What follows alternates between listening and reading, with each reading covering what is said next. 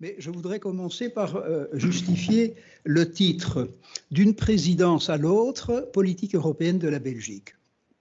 Curieux titre, mais qui s'explique pour la raison suivante. C'est que quand un pays a la présidence, ce n'est pas le moment où il exprime ses préférences, autrement dit, où il exprime sa politique européenne. À cet égard, je vais dire deux mots de néerlandais, mais tout le monde comprend, mais peut-être pas tout le monde, et donc je vais tout de suite traduire. Mais aux journées diplomatiques de 2022, le Premier ministre De Croo disait « Tijdens dit laatste semester comme vooral op aan wetgevende dossiers ». C'est-à-dire que nous allons surtout, à la présidence belge, achever la procédure législative sur de nombreux dossiers et on ne doit niet om meer initiatieven te nemen. Nous n'allons pas exprimer nos préférences traditionnelles, nous allons essayer de faire aboutir le processus législatif. Et c'est le point important, c'est qu'au fond, quand on veut regarder ce qu'est une présidence, on observe que les présidences belges ont été marquées par un savoir-faire institutionnel de qualité. Et c'est généralement souligné. Mais ce n'est pas le moment où la politique européenne de la Belgique s'est exprimée. Et voilà pourquoi, n'est-ce pas, nous avons choisi, M. Quintin et moi, au fond, de traiter à la fois de la présidence belge, qui est d'une actualité immédiate, mais en même temps de souligner quelles avaient été les grandes lignes de force de cette politique européenne que j'ai résumée à travers trois concepts. Sortie de crise, mais pour permettre la relance. Idée de refondation, et alors le jump, le saut en avant, que Charles Michel appelait toujours être dans le cockpit de la refondation. En janvier 2018, il était à Moscou, au Kremlin, il a expliqué à Vladimir Poutine que la Belgique voulait être dans le cockpit de la refondation. Je ne sais pas si le président russe a vraiment compris ce qu'on voulait dire.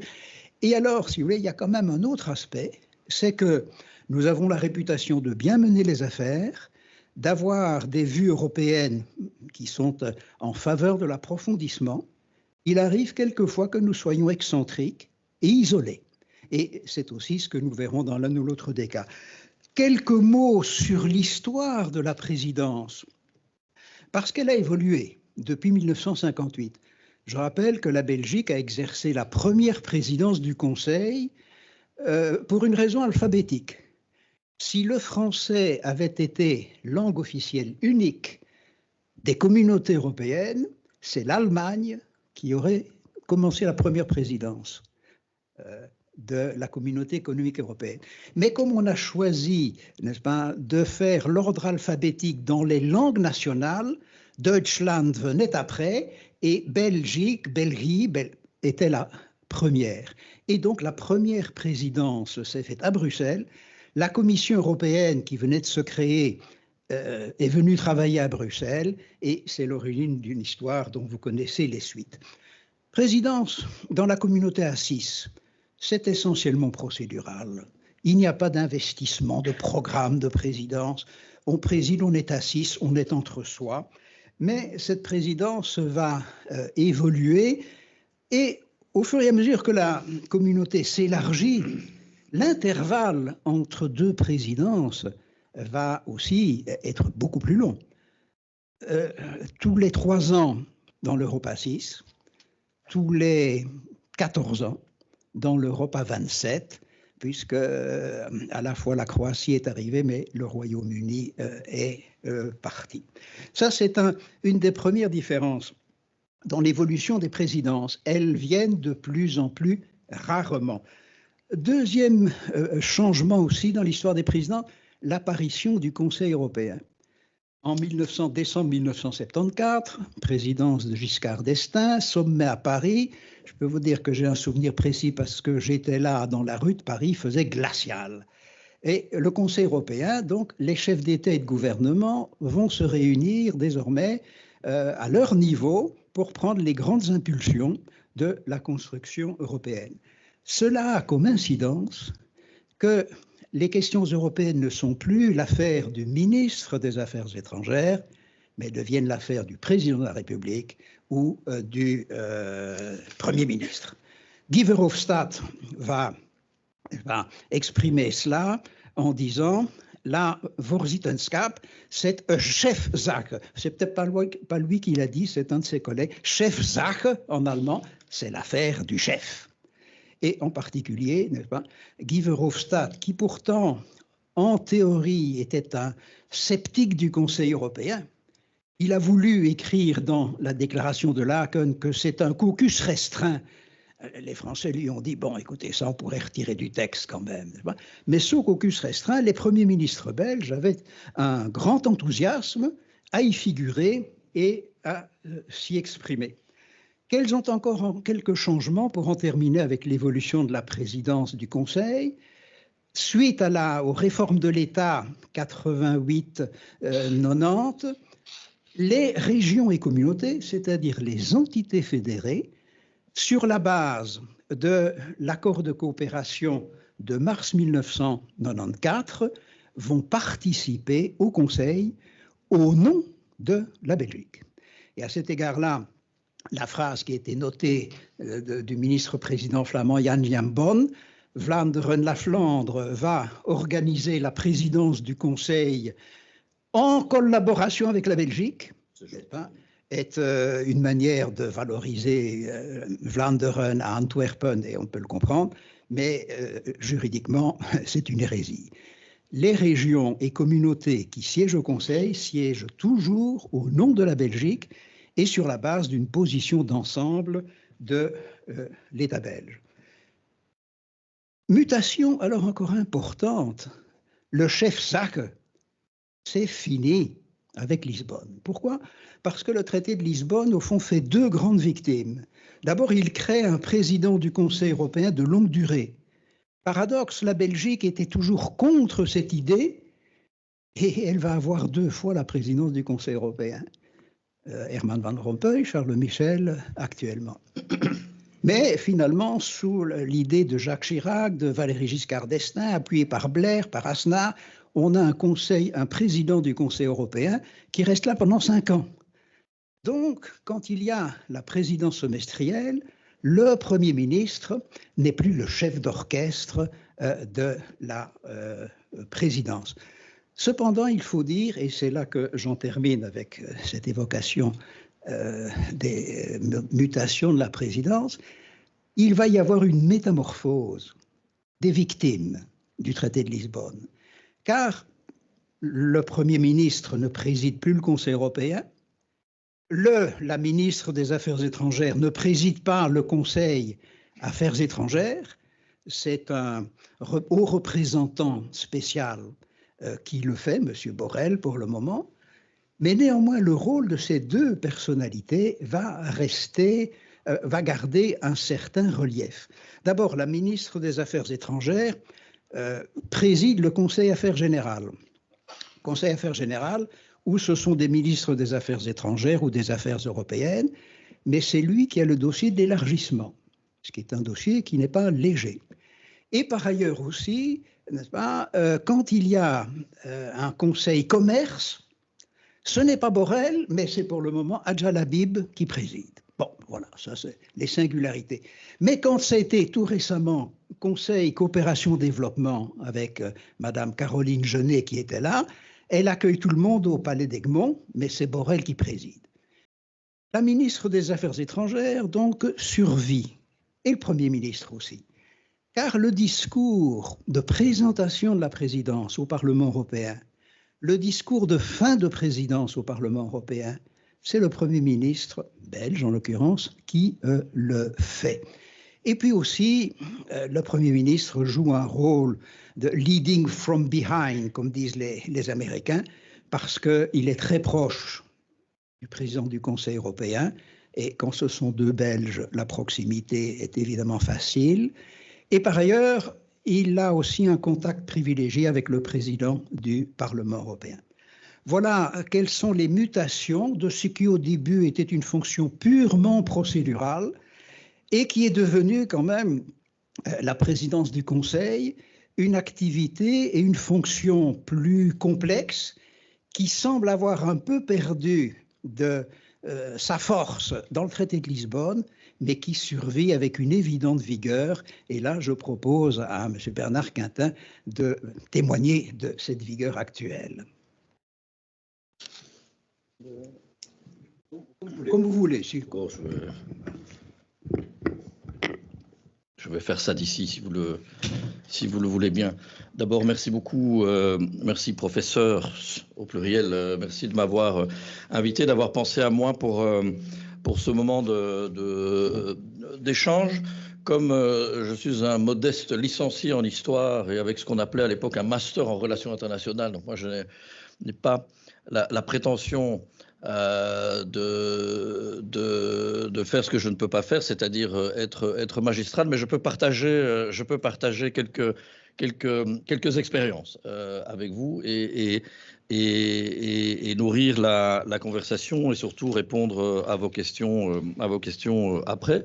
J'en profite pour saluer deux anciens collègues qui sont dans la salle. Jean-Louis Tordeur, qui était directeur Afrique, parce que quand j'ai commencé ma carrière il y a un peu plus de 20 ans, Yann-Marie Sneyers, qui était la jurisconsulte à la représentation permanente quand j'y étais il y a 15 ans. Donc je dois faire très attention à ce que je vais dire et je compte sur elle pour me reprendre gentiment, évidemment, si jamais je dis des bêtises. C'est, pour ce qui me concerne, ma 3e présidence. La première présidence en 2001, je venais de commencer. J'ai commencé comme stagiaire diplomate le 1er novembre 2001 et le 15 décembre, je trottinais littéralement dans les couloirs du palais de Laeken parce que j'étais l'officier de liaison de Solana, qui était le haut représentant pour la politique étrangère, sécurité commune, etc. À l'époque. Donc je trottinais littéralement parce qu'il aimait bien faire courir dans les couloirs. Mais ça donne un sens physique et j'y reviendrai. Présence 2010, j'étais Antici, donc dans les études européennes ou intéressé par les études européennes, vous savez ce que c'est. Mais je l'étais de 2008 à 2011, ce qui veut dire que contrairement à la période actuelle, comme Antici, j'ai été très impliqué dans la préparation de la présidence de 2010, qui avait, comme l'a dit le professeur, une saveur particulière, puisque le 1er janvier 2010, c'est la mise en place d'une grande partie des institutions nées du traité de Lisbonne, et c'est le travail de mise en œuvre du reste, singulièrement de la mise en œuvre du service européen pour l'action extérieure, où j'ai eu une expérience de trilogue assez intéressante, je pourrais y revenir. Et donc cette présidence-ci, où je dois avouer que j'ai un sentiment de parachutiste, parce que donc on m'a appelé quelque part en novembre pour me demander si je voulais bien quitter mes fonctions où j'étais détaché donc au SEAE comme directeur général adjoint Afrique pour revenir au ministère et devenir directeur général ad interim pour les affaires européennes et la concertation, comme on dit en bon français, Call of Duty. Sous le contrôle de mes 2 collègues, nous sommes des soldats, nous allons là où on nous dit d'aller. Le déménagement n'était pas trop difficile à faire entre le rond-point Schuman et la rue des Petits Carmes. Mais alors, je dis ça, c'est pas pour étaler mon CV, c'est que évidemment, j'ai aussi un regard qui est un regard intérieur, et donc je vois évidemment les évolutions de présidence à présidence, mais quand on a le nez dessus, on ne voit pas forcément les évolutions de la même manière. Et pour raconter une anecdote, défaut de diplomate, donc il faut me couper quand je suis trop long. J'ai donc assisté à mon premier Conseil européen dans mes nouvelles fonctions. C'était le Conseil européen extraordinaire du 1er février qui devait finaliser fondamentalement le Conseil européen de la mi-décembre, singulièrement sur la question des MFF et d'avoir à bord la Hongrie, donc sur cet élément très important des 50 milliards à apporter pour le soutien et la reconstruction de l'Ukraine. Et je dis le soir, donc il y a le soir, il y a le dîner, et je dis à mon éminent collègue Skander Nasra, qui est le conseiller diplomatique du Premier ministre, je dis « Ah oui, ça a quand même un peu changé », enfin, papote autour d'un verre de vin. Et le lendemain, en fin d'après-midi, quand on termine, il me dit « Tiens, mais qu'est-ce que tu trouves vraiment ça? Qu'est-ce que tu voulais dire quand tu dis que ça avait beaucoup changé ?» Bon, première réflexion, j'ai dit que ça avait beaucoup changé, donc j'essaie de me rappeler de ce que j'ai dit. Et je dis « Mais en fait, non. Je pense que ça n'a pas fondamentalement changé, mais évidemment, moi, j'ai changé. C'est-à-dire que maintenant, je suis un peu le Xavier Demoulin de quand moi j'étais jeune, c'est-à-dire le directeur général des affaires européennes, et évidemment un peu en deuxième ligne par rapport à tout le travail qui est fait par la représentation permanente, par le conseil diplomatique du Premier ministre. Donc, je dis ça parce que je pense que le cadre change, mais les dynamiques restent fondamentalement les mêmes, c'est-à-dire les dynamiques d'échange entre États membres restent fondamentalement les mêmes. C'est la recherche du compromis, la recherche du consensus. C'est évidemment plus difficile à 27 qu'à 15, ça paraît une évidence, mais c'est aussi une évidence physique. Et là, je reviens sur le sommet de Laken. Quand vous avez 15 chefs qui doivent se mettre ensemble, c'est physiquement plus facile. Et vous avez d'autres interactions. Et il y a plus de chances qu'ils se connaissent mieux à 15, enfin ça c'est physique, je vais dire, c'est humain, qu'ils se connaissent bien à 27. Et là, il y a clairement des différences de dynamique, ce qui fait qu'il y a probablement plus de petits groupes qu'on ne les a eu dans d'autres présidences. Vous l'avez dit, professeur, donc il y a les victimes du traité de Lisbonne, donc j'élabore sur les éléments que vous avez donnés. C'est tout à fait vrai. Je dirais quand même que malgré le fait qu'il y a un président permanent du Conseil européen, le processus au sein du Conseil européen reste quand même très largement Chefsache. Il ne faut pas se tromper, et bien sûr, et on connaît les personnalités des uns et des autres, certaines peuvent avoir chaque fonction doit être remplie par la personne qui prend le costume. Cela dit, pour beaucoup de présidents ou premiers ministres, le président du Conseil européen, et là je vais aussi faire appel à l'anglais qui est peut-être parfois plus riche par son vocabulaire latin, germanique et anglo-saxon, mais le président du Conseil européen is not the president of the European Council, c'est le chairman. Et beaucoup évidemment le considèrent comme le chairman, c'est-à-dire que il est là, et d'ailleurs, si on lit les textes, il est là pour organiser les travaux. Finalement, si on regarde d'un côté, on dirait que c'est finalement un monsieur bons offices qui fait en sorte qu'il y ait du café, des sandwichs, que tout aille bien, que les photocopies soient faites, qu'il y ait un ordre du jour. Ça n'est évidemment pas ça. D'autres pourraient penser que c'est celui qui, à un moment, dit « Ok, c'est très bien, je vous ai écouté, hop, maintenant, on va faire ça, c'est comme ça, j'ai décidé. » Ça n'est évidemment pas ça non plus. C'est entre ces deux extrêmes. Et là, ça dépend, bien entendu, de la personnalité. On a suivi ça. Charles Michel, ce n'est pas Donald Tusk, ce n'est pas Herman Van Rompuy, qui n'était lui-même pas Donald Tusk, etc. Il y a la personnalité fait, mais non seulement la personnalité du président du Conseil européen, mais bien sûr la personnalité des autres membres du Conseil européen. Et quand vous avez dans ce Conseil européen une personne dont on parle souvent, qui est Viktor Orban, le Premier ministre hongrois, je rappelle qu'il est là depuis, si je ne me trompe pas, 14 ans. 14 ans sans discontinuer, et il l'avait été auparavant, si ma mémoire historique ne me trompe pas. Donc évidemment, quand vous êtes là depuis longtemps, ça vous donne un poids particulier. Et vu la personne dont on parle, ça lui donne certainement un poids très particulier. Oui. Je reviens peut-être alors sur ce que ça veut dire pour nous. Donc, dans la préparation de la présidence, il y a bien sûr des évolutions, mais entre la présidence de 2010, où on avait le traité de Lisbonne et qui allait se mettre en œuvre après le traumatisme des référendums de 2005, qui sont quand même des moments, je pense, très importants dans l'histoire de l'Union européenne.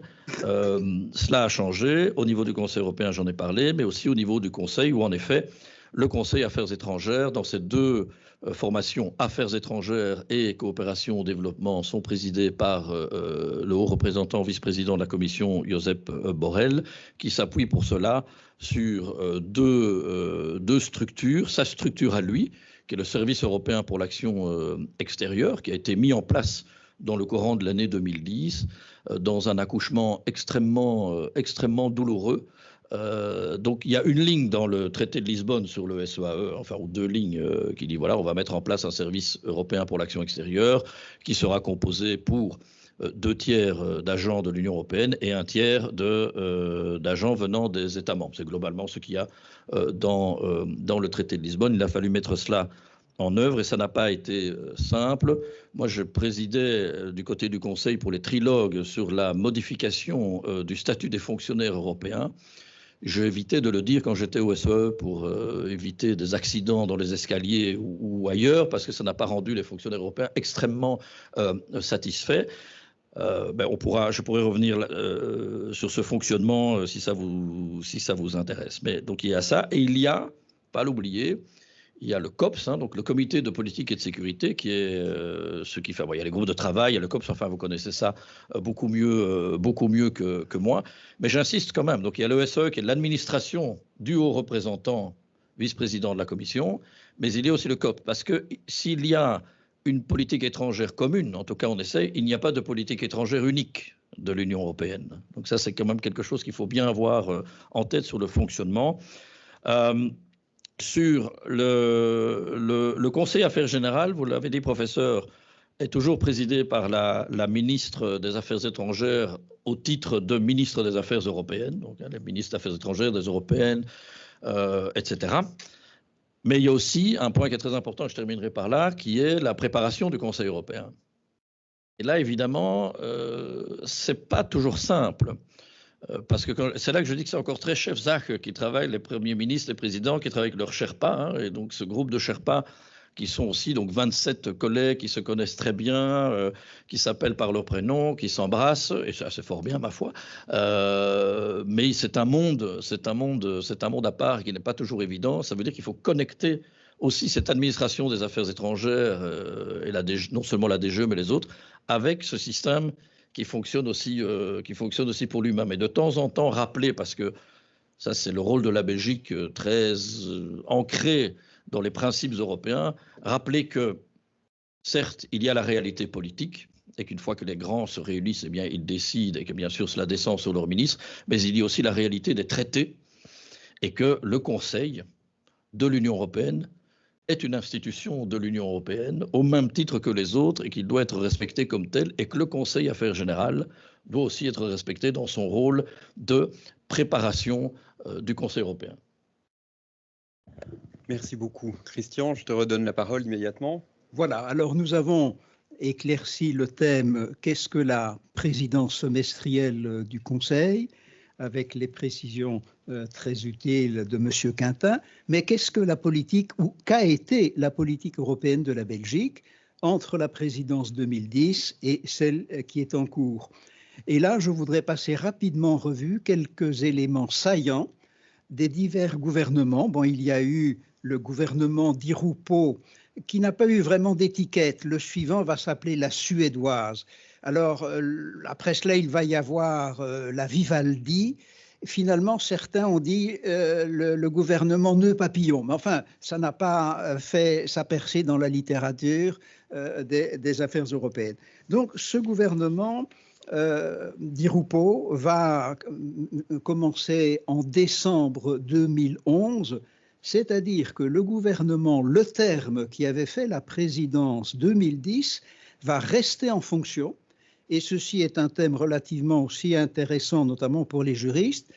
Un gouvernement qui exerce les affaires courantes, est-il un gouvernement déprécié et donc sans grand impact? En matière européenne, en réalité, les ministres avaient beaucoup de temps pour se consacrer aux affaires européennes et il y a eu une politique européenne très active d'un gouvernement qui était démissionnaire depuis longtemps et qui exécutait les affaires courantes.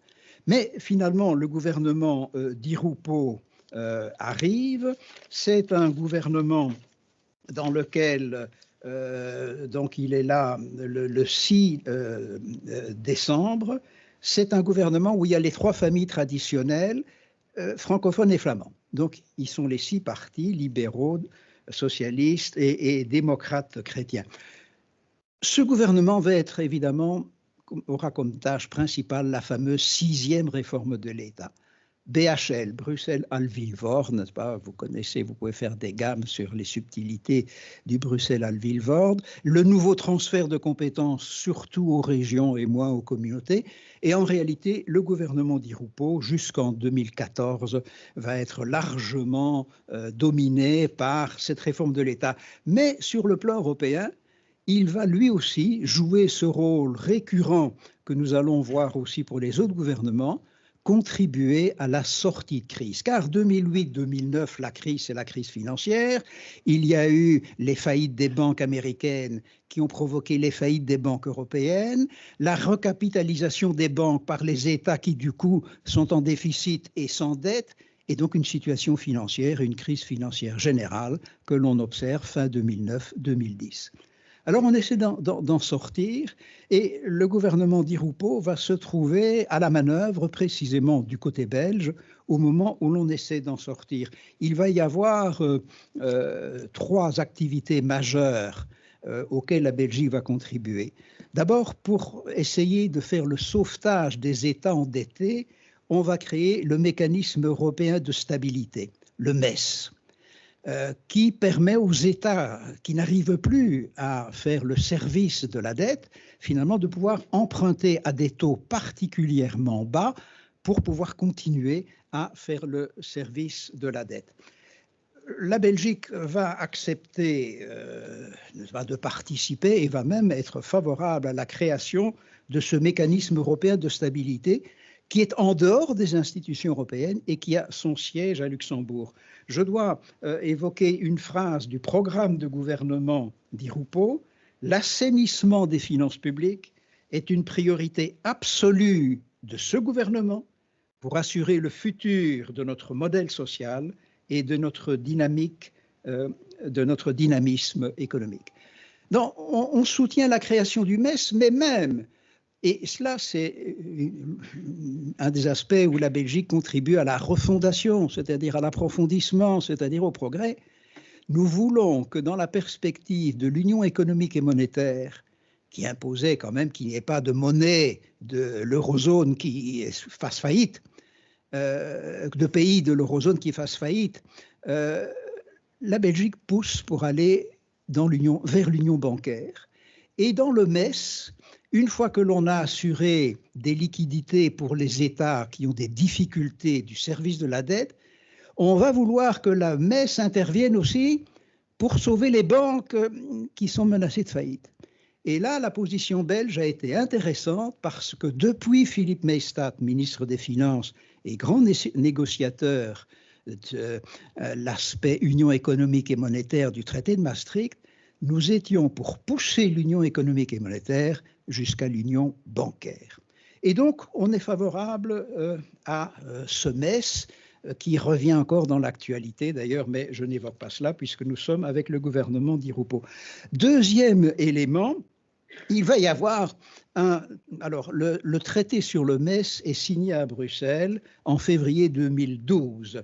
En mars 2013, on signe à Bruxelles encore le TSCG, traité sur la stabilité, la coordination et la gouvernance dans l'Union économique et monétaire.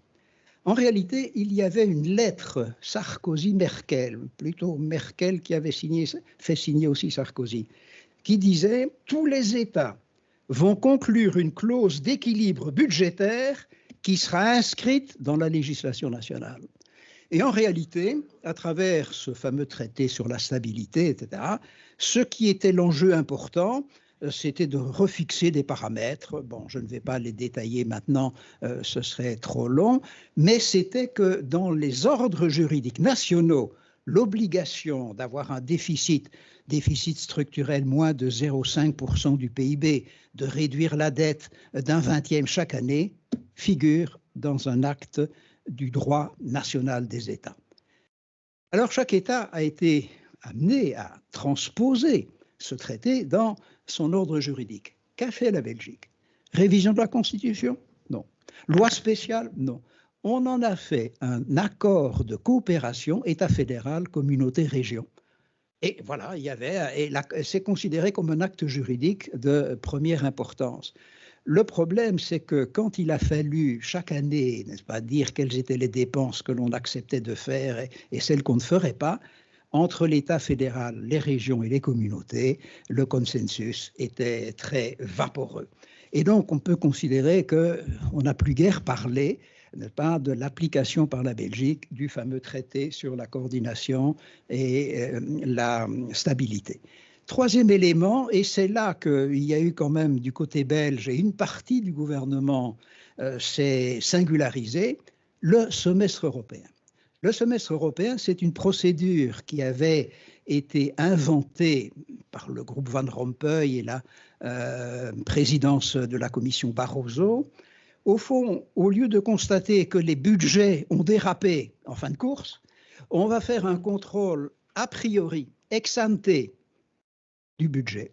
Et donc, au premier semestre de chaque année, la Commission fait des recommandations sur les projets de budget des États nationaux. C'est Didier Reynders, ministre des Finances du gouvernement Le Terme, qui dit « Commençons cela dès 2011 » et on va le faire en 2011. Le gouvernement Di Rupo arrive fin 2011, il est sur place pour l'examen pour le semestre 2012 et là, finalement, la Belgique accepte les recommandations sauf. Et c'est un thème qui va susciter des problèmes encore aujourd'hui. La Commission recommande au Conseil de recommander au Conseil européen « Attention, la Belgique, votre indexation automatique des salaires, ça ne va pas. Attention, l'âge de la pension, ça ne va pas. » Et Di Rupo se fâche. Il n'est pas le seul. Pas parce qu'il y a aussi le Luxembourg Juncker. Il y a 5 pays qui, au Conseil européen de juin donc 2012, sont mécontents de ce qu'on veut leur recommander. Recommander et non pas imposer. Mais la question, si vous voulez, de l'indexation automatique des salaires et la question des pensions reste récurrente. Et si aujourd'hui, la Belgique n'a encore perçu qu'une avance de 770 millions du programme du plan national de résilience et de reprise, et la première tranche doit encore arriver, c'est parce que la Commission est en train de scruter dans les détails la nouvelle réforme des pensions qui a été faite il y a quelques mois. Ce qui est étonnant, si vous voulez, c'est que dans la presse belge, le journal qui a le plus vivement critiqué Di Rupo, qui aurait finalement fait une sortie un peu non convenable au Conseil européen, c'est De Morgen, qui est un journal socialiste flamand. Je me suis toujours étonné de voir la virulence du De Morgen sur Di Rupo.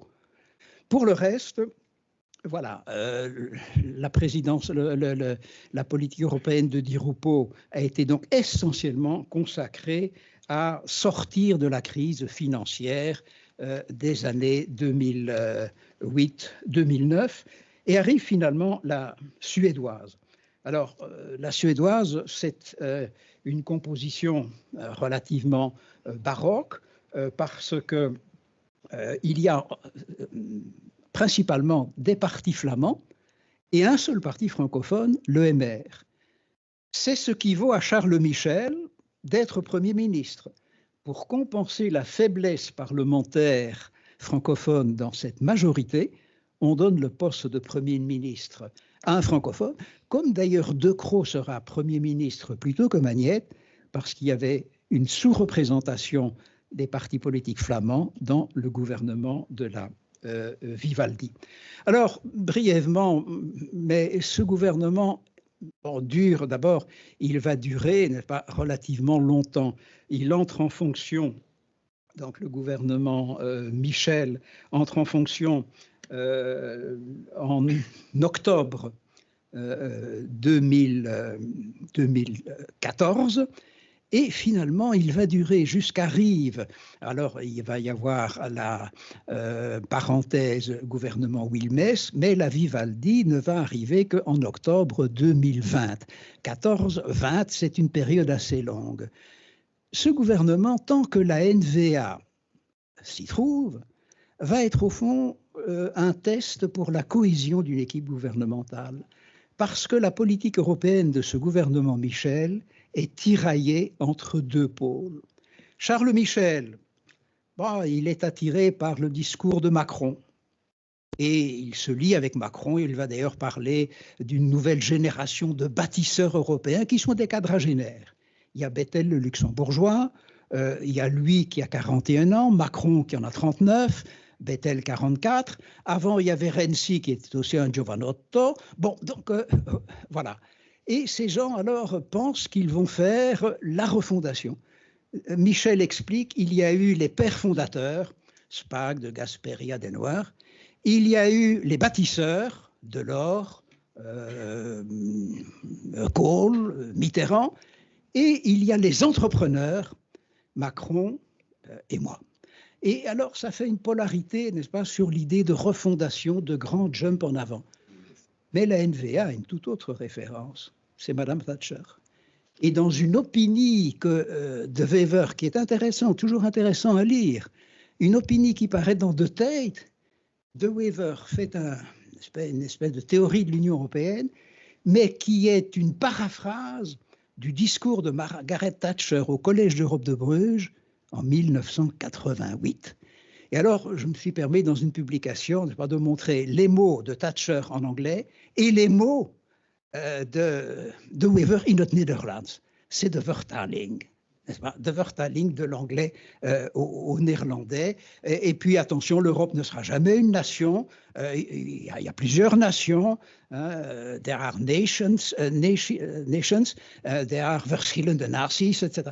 Donc, c'était vraiment l'inspiration Thatcher et la polarisation vers les Tories anglais.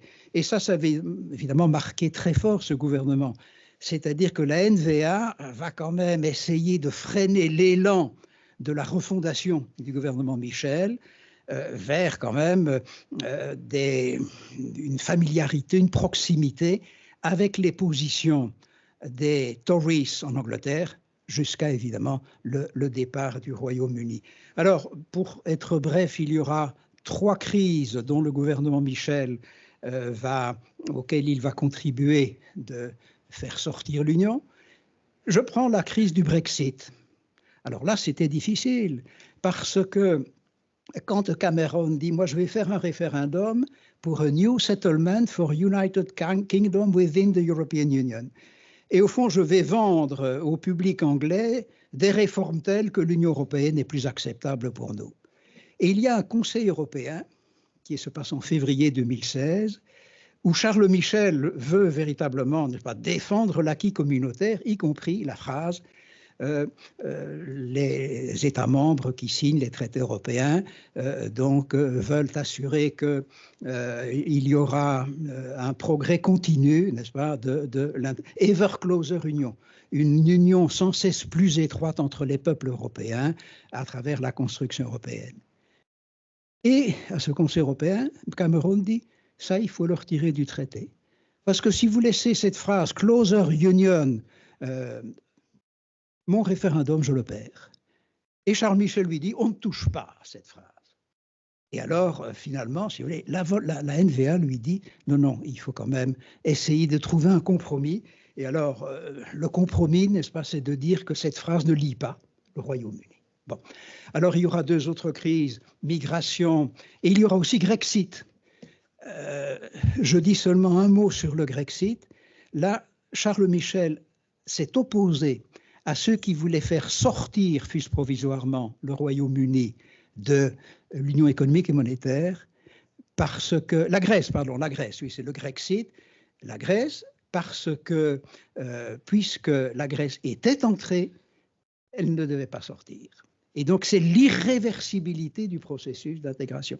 Évidemment, en ce qui concerne les Anglais, l'irréversibilité n'a pas été maintenue, mais tout de suite, Didier Reynders dit « Je respecte la décision britannique, mais nous allons aller de l'avant. » Et donc, on va essayer, après l'échec du référendum, de repartir de l'avant. Je voudrais aussi mentionner quand même alors l'isolement, parce que sur 2 dossiers, je ne peux que les citer, ils sont passionnants. Sur le CETA, le fameux accord avec le Canada, là, la région wallonne, disons, va faire du grabuge pour un résultat dont je dois dire aujourd'hui qu'il est nul. parce que la fameuse clause, n'est-ce pas, il faut absolument que les différends entre des investisseurs et une puissance publique soient contrôlés, non pas par un investment court justice, court, mais par un tribunal multilatéral sur les investissements. Ce tribunal n'existe pas. L'accord avec le Canada se déroule 80% dans les compétences exclusives de l'Union. Et en réalité, cette affaire du CETA, qui a fait tant de bruit, est pratiquement oubliée. Elle a un rebond avec le Mercosur, mais ce n'est pas le sujet. Autre isolement, la Catalogne. La NVA, quand la Catalogne déclare son indépendance, nous sommes en 2017, la NVA dit qu'il faudrait une médiation européenne. Et les autres chefs d'État et de gouvernement disent, pas question, c'est une affaire espagnole. Didier Reynders, Affaires étrangères, est censé tenir le contact avec Madrid et la NVA le contact avec Puigdemont et les Catalans. Et l'affaire, vous savez, a toujours encore des suites puisque ça a permis à M. Sanchez de rester au pouvoir. A souligné, De Wever, dans un article dans The Tate ou dans l'Echo, dit « Attention, l'indépendance de la Flandre, ce ne sera pas la méthode catalane. Hein. Nous négocions fédéral, entre parenthèses avec le PS, le passage au confédéralisme. » C'est-à-dire que De Wever, maintenant, désavoue le mouvement, le processus d'indépendance adopté par les Catalans. Et voilà, je m'arrête là pour Di Rupo et la Suédoise, et je laisse M. Quintin dire quelques mots à ce sujet. Merci beaucoup, professeur. Je vais être bref pour gérer le temps et surtout vous êtes rentré dans beaucoup de considérations de politique intérieure que je trouve passionnantes et on a l'occasion d'en parler, mais je dois, me connaissant moi-même, faire attention à ne pas me laisser entraîner sur ce terrain-là. Je vais garder ma neutralité de fonctionnaire fédéral. Je vais prendre un ou deux points de ce que vous avez dit pour amplifier. Je pense, et singulièrement le semestre européen. Je crois que bon, la plupart des gens en ont pris la mesure, mais pas forcément. Le semestre européen, c'était une révolution copernicienne au niveau du fonctionnement de l'Union européenne et de ses États membres. Puisque, comme vous l'avez dit, auparavant, la Commission pouvait, a posteriori, faire un certain nombre de remarques, demander un certain nombre d'ajustements. Avec le semestre européen, la Commission doit donner son accord a priori avant que le budget ne soit adopté par un gouvernement. Et or, le budget est quand même l'outil essentiel de la politique. Donc c'est quand même là un renversement de propositions absolument fondamental. Et je parle de ce point-là d'abord parce que ça a été un moment de révolution et on sait bien que c'est toujours dans les crises ou que c'est essentiellement dans les crises que de grandes réformes peuvent être prises parce qu'il n'y a pas le choix de ne pas les prendre et parce que l'un ou l'autre partenaire se trouve en position de faiblesse et donc celui qui n'est pas en position de faiblesse peut imposer ses vues ici, en l'occurrence plutôt la Commission versus les ou certains États membres. Sans rentrer dans tous les détails, parce qu'on est encore occupé à négocier tout cela, même si le trilogue s'est terminé, le nouveau texte sur la gouvernance économique qui permet en fait un petit peu d'étaler dans le temps le semestre européen, mais il y a quand même un élément dedans et ce sera analysé par vous, par les étudiants. C'est un beau sujet de travail. C'est que maintenant, non seulement il y a un accord a priori, mais maintenant il y a même une forme de négociation entre la Commission et le ou les gouvernements sur la confection du budget. Donc on est encore une étape plus loin. Donc on passe d'a posteriori à a priori, mais maintenant on est aussi même avant de donner son accord a priori, il y a des moments de négociation avec la Commission, ce qui est quand même encore voilà. Alors comme Belges, ça ne doit pas trop nous effrayer en principe, puisque nous sommes, comme l'a rappelé le professeur, pour plus d'intégration, mais cela pose quand même un certain nombre de questions en interne, parce qu'en effet, par exemple, et vous l'avez souligné, ce qui est complexe en Belgique, c'est qu'on doit faire des efforts, mais c'est toujours compliqué de se mettre d'accord sur quand, comment et qui doit faire ses efforts. Moi, je suis frappé de voir, et je suis occupé à plonger, donc c'est une impression que je vous donne, mais je suis occupé à plonger dans les questions justement budgétaires pour le moment. Vous savez que l'impôt en Belgique est perçu, disons, à la source, donc par la structure fédérale, et redistribué aux différents partenaires. Il y a l'entité 1, l'entité 2, tout ça vous connaissez. Mais quand il s'agira, par exemple, de passer de 0,60 à 0,65% d'économie structurelle, la grande question se posera qui fait quoi. Et c'est vrai qu'on se tourne, alors là je suis fonctionnaire fédéral, donc je défends ma boutique, on se tourne toujours vers le fédéral en disant c'est au fédéral qu'il faut faire l'essentiel des économies, sinon toutes. It's a bit unfair. Je serais moi, et j'essaye de trouver des schémas qui nous indiquent assez clairement, comme on l'a pour la dépense fédérale, ce qui se passe avec les 77 milliards qui sont transférés de la cagnotte fédérale vers les entités fédérales. Je ne mets pas ça en cause. Hein. Nous sommes un gouvernement, nous sommes un État fédéral, donc c'est tout à fait normal. Mais il y a là de vraies questions qui se posent, et je le dis parce qu'elles vont se poser encore plus maintenant qu'on rentre dans un système où la Commission va rentrer dans la négociation des budgets, et je doute que les camarades de la Commission européenne vont s'arrêter à l'entité 1. Ils vont dire, OK, il y a l'entité 1, mais on doit aussi rentrer dans la question des entités 2 et de savoir exactement ce qui se passe là. C'est quand même une logique budgétaire, je pense, assez limpide. Le dernier élément, j'ai promis d'être court. Il ne faut jamais croire un diplomate quand il dit qu'il va être court, mais vous avez parlé de la clause de l'équilibre budgétaire. Je voudrais quand même, parce que ça, c'était mon expérience en 2008-2010. Alors, on a parlé, il y avait le 2-pack, 4-pack, 6-pack. Moi, j'y ai perdu mon latin. Donc, on a le mécanisme européen. Le point crucial de la discussion, c'était de savoir s'il fallait parler de déficit excessif ou de déséquilibre excessif. Au Coreper, on a discuté des heures et des heures et des heures et des heures. Ça paraît purement sémantique, c'est évidemment loin d'être sémantique. Et on voit très bien la position des uns et des autres. L'Allemagne disait non, non, ce qu'il faut mettre sur la table, c'est les déficits excessifs. Et d'autres, Grèce et autres, enfin ceux qu'on appelle un peu vulgairement le Club Med versus les frugaux, etc., disaient non, il faut parler des déséquilibres excessifs. Parce qu'en effet, quand on regarde dans les chiffres, l'Allemagne a en effet une balance commerciale extrêmement positive, et en effet, qui se nourrit, entre autres, du commerce intra-européen, et donc qui contribue, en partie en tout cas, à la balance commerciale négative de nombreux États européens. J'y mets une petite touche grecque, se rappellera quand même, il faut regarder le budget de la Grèce. La Grèce est un très bon élève de l'OTAN.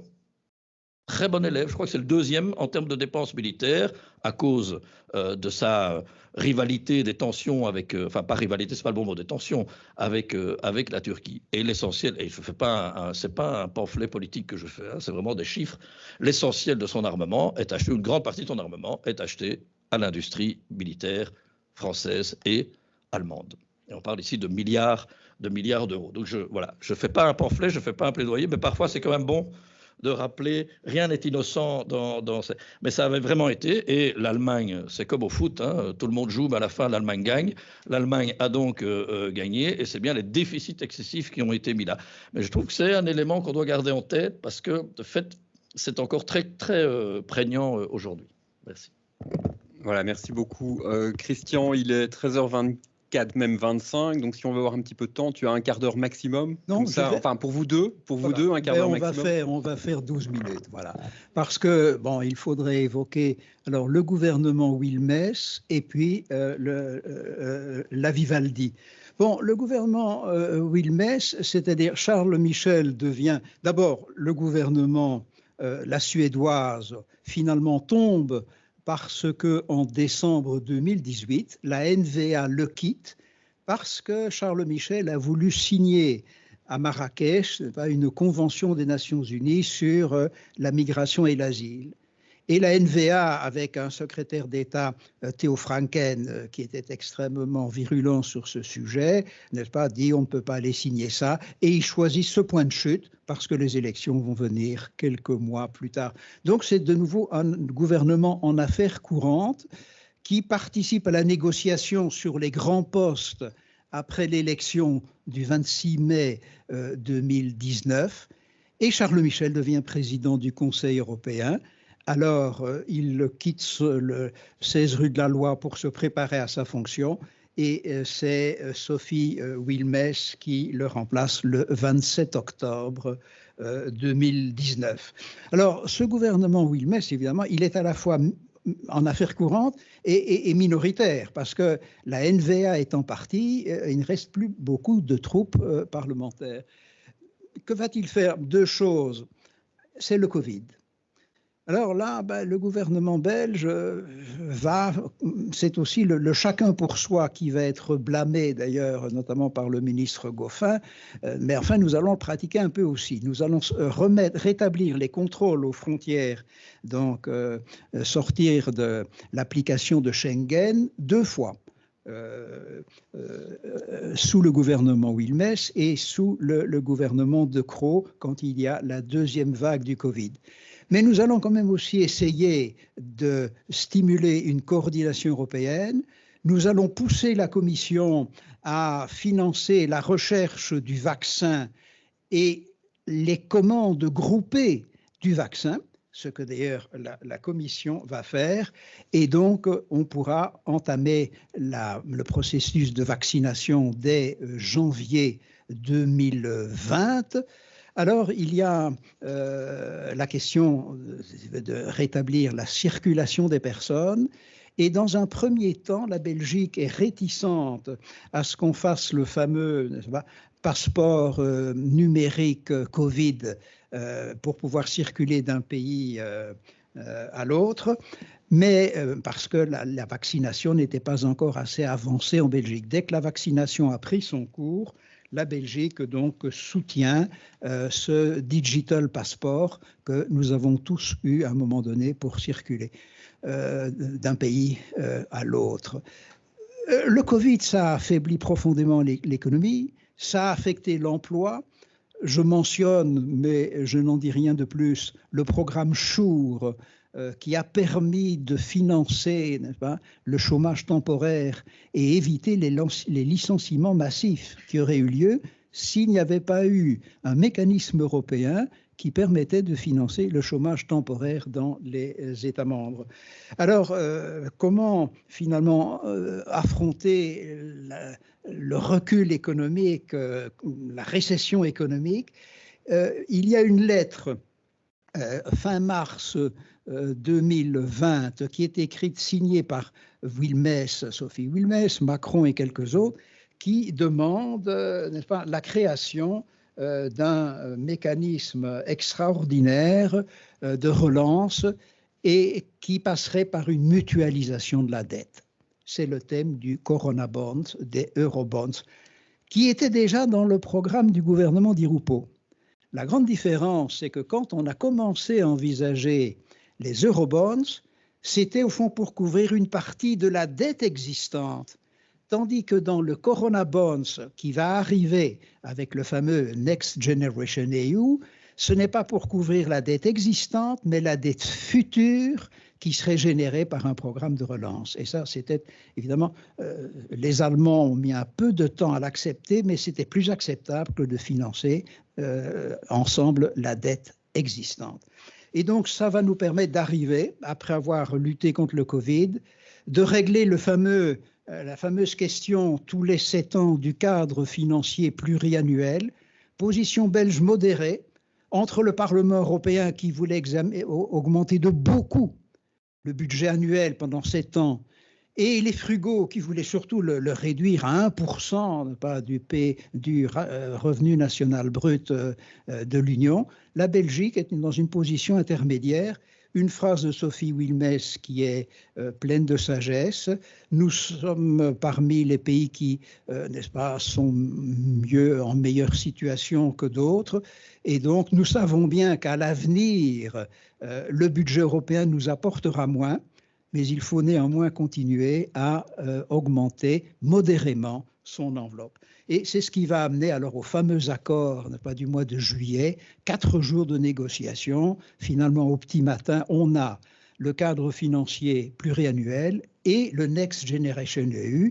ça fait 750 milliards plus 1074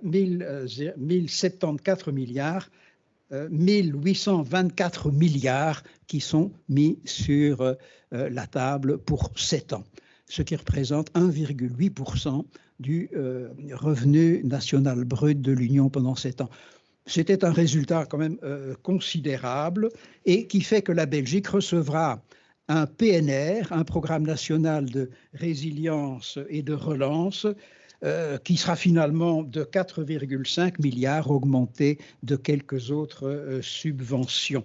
C'est, voilà, Covid et cadre financier et Next Generation, c'est le gouvernement Wilmès. Après ça vient le gouvernement De Croo, dont je dirais qu'il va devoir s'activer sur la question ukrainienne.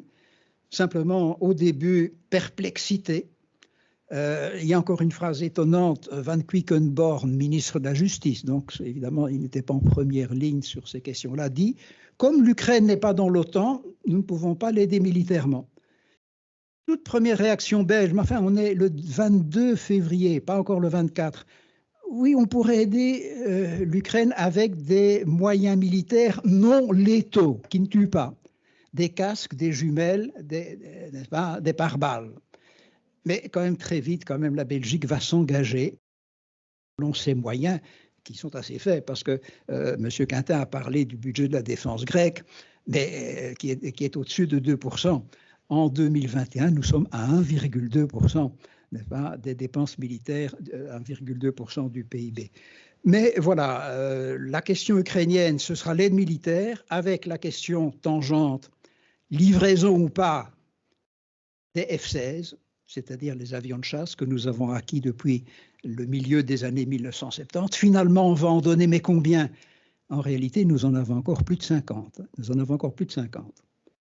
Mais combien va-t-on en donner aux Ukrainiens? Les Hollandais qui veulent se débarrasser des F-16 disent qu'ils vont en donner beaucoup plus. Et l'affaire est en cours. Il y a la question des réfugiés. 75 000 n'est-ce pas, statuts de réfugiés vont être donnés aux Ukrainiens. C'est un résultat très honorable. Et il y a aussi quelques dossiers connexes. La question de l'énergie. Nous importons relativement peu de pétrole de la Russie, faible dépendance. Nous sommes davantage dépendants du gaz russe pour 29% de notre approvisionnement, mais nous allons défendre la thèse d'achat groupé de gaz avec un cap price, c'est-à-dire qu'on ne payera pas plus qu'un plafond des prix.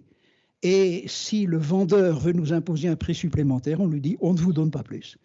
Et on n'a jamais vu encore le fournisseur, n'est-ce pas, arrêter le robinet en disant si vous ne payez pas. Donc c'est sur cette question énergétique aussi qu'il a fallu prendre position, y compris en maintenant en vie 2 centrales nucléaires qui auraient dû être fermées. Alors ça, c'est l'essentiel, n'est-ce pas? La question ukrainienne et ses conséquences énergétiques sont, je dirais, dominent la politique du gouvernement de la Vivaldi, dans laquelle, au fond, il y a 7 partis, donc 2 écolos, 2 libéraux, 2 socialistes et un seul démocrate chrétien, le CDNV. Les engagés n'en sont pas.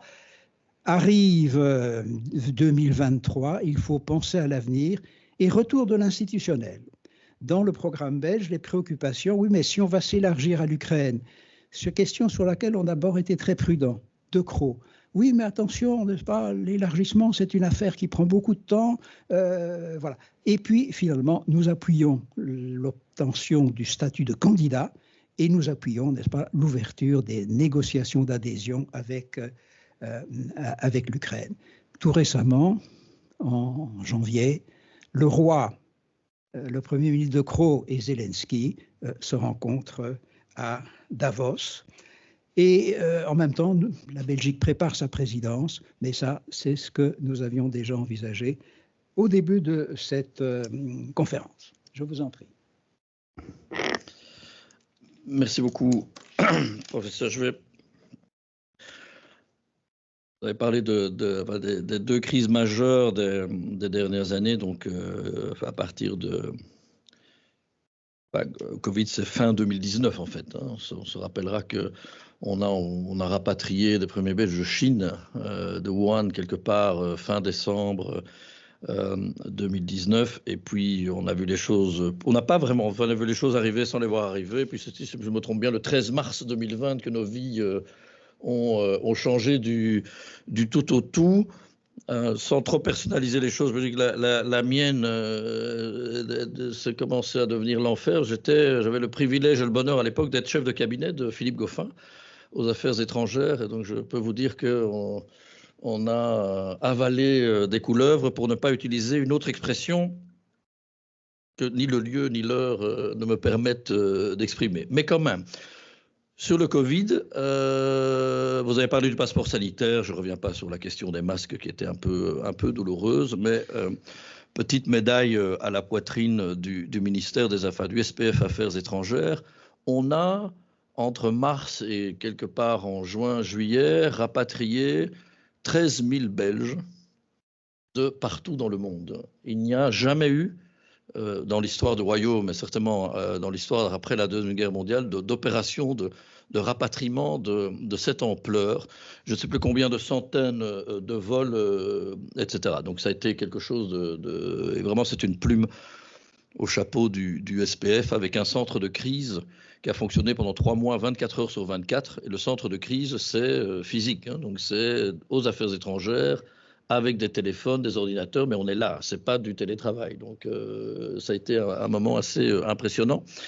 Et je reprends ce que vous avez dit tout à l'heure sur un autre sujet. Au début, la réaction de l'Union européenne, c'est de dire, finalement, je parle des rapatriements, c'est du consulaire. Donc la première réaction, c'est des affaires consulaires, ça appartient aux États membres, c'est pas vraiment notre affaire. Heureusement, très très vite, on se rend compte de l'ampleur de ce que c'est, et là, l'Union européenne se met en branle, et il y a, j'ai oublié le nom maintenant, du mécanisme qui a été mis en place, enfin qui a été activé justement pour faire en sorte qu'il y ait une forme de mutualisation globalement des moyens de transport, hein, parce que la question, c'était les avions, hein, c'est de savoir où on envoyait des avions pour aller chercher des gens. Et donc le mécanisme qui a été mis en place, c'est que dès que dans un avion, il y avait 2 choses. D'abord, avant de remplir l'avion, les délégations de l'Union européenne. Parce que l'Union européenne a un avantage extraordinaire par rapport à tous les États membres, ce compris la France, c'est qu'elle a un réseau diplomatique immense, hein. Il y a à peu près 150, ce qu'on appelle encore délégations, ce qu'on appellera, j'espère bientôt, mission diplomatique. Ça ne peut pas s'appeler une ambassade formellement, mais mission diplomatique de l'Union européenne, qui est un réseau incroyable. Et moi, je peux vous dire que pour avoir été dans le cockpit, pour reprendre l'expression, ça nous a été extrêmement utile dans beaucoup de parties du monde où la Belgique, on a quand même encore 90 ambassades, ce qui est beaucoup, ce qui est pas mal, et espérons qu'on les garde, mais on a pu faire appel à un rôle de coordination de ces délégations. Si je prends un pays comme la Gambie, hein, donc cette petite langue comprise dans le Sénégal, où il n'y a en fait comme ambassade full-fledged que la délégation de l'Union européenne, ça nous a été très utile pour diffuser l'information, rassembler les informations, etc. Première chose. Deuxième chose, dans le mécanisme, quand on avait dans un avion au moins 30% de ressortissants européens non belges pour ce qui nous concerne, les frais étaient en partie pris en charge par l'Union européenne. Ce qui fait, et ça, nous n'en sommes pas plus fiers, que le Cairn nous avait alloué un budget de 5 millions d'euros pour organiser ces opérations de rapatriement, et entre le mécanisme européen et un recouvrement de dettes, donc on faisait signer une reconnaissance de dette pour la moitié du prix de l'avion. Donc le voyage à vide était payé par l'État, et le reste on divisait par le nombre de sièges. C'est un peu basique, hein, mais on divisait par le nombre de sièges, on faisait signer des reconnaissances de dette aux passagers. C'était entre 200 et je crois que le maximum c'était 700 ou 800 euros, donc vraiment au prix coûtant. Donc si vous voulez connaître le prix des avions, dites-moi où, et je peux vous donner le prix d'un avion. Tenerife, c'est 82 000 euros, un aller-retour d'un transporteur moyen. On a eu un taux de recouvrement de dette assez important, ce qui fait que l'opération a même été bénéficiaire. Ça n'arrive quand même pas souvent qu'on fasse des opérations bénéficiaires au niveau d'un ministère, donc ça vaut la peine d'être souligné. Mais ce que je veux dire par là, c'est que le mécanisme de solidarité européen s'est mis en place assez rapidement, malgré une première réaction, c'est intéressant de voir que la première réaction dans l'Union européenne, c'est souvent de dire oui, mais enfin, qui doit faire quoi en fait dans cette affaire-là? C'est Isvanons, c'est Nivanons, et on a d'abord un premier round de discussion pour savoir finalement qui doit s'occuper de quoi. Comme Belge, on gère ça assez bien, puisque c'est quand même une question qu'on se pose souvent en interne belge aussi. Hein, quand on a une question, c'est oui, mais ça appartient à qui? Pour se rendre compte en général que ça appartient à tout le monde d'une manière ou d'une autre. Sur l'Ukraine, ça nous amène aussi, et en effet, après une première réaction, je dirais pas timide, mais en fait perplexe parce qu'on ne savait pas quoi faire, parce qu'on n'avait plus connu ça sur le continent depuis très longtemps, à cette échelle-là, parce que c'est pas comme s'il n'y avait plus de guerre sur le continent européen, hein, les Balkans, etc. Mais une guerre d'invasion, finalement une guerre du XXe siècle, hein, parce que l'invasion de l'Ukraine par la Russie, c'est une guerre ancienne. C'est pas du tout dans les guerres. Les nouveaux types de guerre, c'est une guerre ancienne du XXe siècle. On le voit, c'est quasiment même la Première Guerre mondiale dans une espèce de guerre de position. Donc c'est assez particulier. On ne savait pas très bien quoi faire. Il y a beaucoup de choses qui ont été mises en place, et aussi en termes de solidarité. Au niveau militaire, ça booste un petit peu l'idée aussi de l'Europe de la défense, avec beaucoup de difficultés. Il ne faut pas se voiler la face. Mais j'en parlais tout à l'heure. Ça n'a pas été simple avec nos amis hongrois, mais finalement là, c'est quand même une révision. Je ne sais plus le mot exact, parce que je crois que modification, c'est pas ça, parce que ça doit passer au Parlement, mais enfin, soit une révision des MFF, donc de la perspective financière pluriannuelle de 50 milliards d'euros, ce qui n'est quand même pas rien. Donc, on y arrive. Le dernier élément, vous avez parlé, professeur, du Premier ministre, de l'agenda institutionnel au niveau européen pour le gouvernement de Croo. Je vais juste dire, c'est parce que c'est vraiment ce qui nous occupe beaucoup à mon niveau, au niveau de la Direction générale Europe, c'est l'agenda des réformes. Et en fait, il y a trois grands éléments qui sont liés, mais dont nous essayons de faire en sorte qu'ils restent liés parce qu'on a besoin de portage, mais qu'il n'y en ait pas un qui encapsule un autre. Donc vous avez d'une part l'agenda stratégique. L'agenda stratégique, donc c'est le Strategic Agenda, c'est ce que le Conseil européen va mettre sur papier pour transmettre à la Commission comme un peu ses idées stratégiques pour la prochaine Commission. Vous avez bien sûr la question de l'élargissement. On attend une communication de la Commission en mars. Et vous avez la question de l'agenda des réformes. Évidemment, tout est lié. Le danger, et c'est ce à quoi nous devons travailler, c'est que l'agenda des réformes reste évidemment lié à la question de l'élargissement. Parce que, évidemment, si on élargit l'Union européenne, il faut réformer, vote à majorité qualifiée, etc., etc. Et en plus, la question de l'élargissement donne un portage politique à tout autre agenda. En même temps, notre défi, c'est de veiller à ce que la question sur l'agenda des réformes ne soit pas totalement encapsulée dans l'élargissement. Parce qu'en fait, même si on n'élargissait pas, hein, imaginons tout d'un coup, on se lève le matin, il y a quelque chose et on décide au niveau du Conseil européen, de la Commission, on n'élargit plus dans les 50 années qui viennent, quod non, hein. Mais même si on n'élargit pas dans les 50 années qui viennent, il y a besoin de réformes internes pour faire en sorte que l'Union européenne fonctionne mieux et de manière plus fluide. Je vais m'arrêter là pour ne pas être...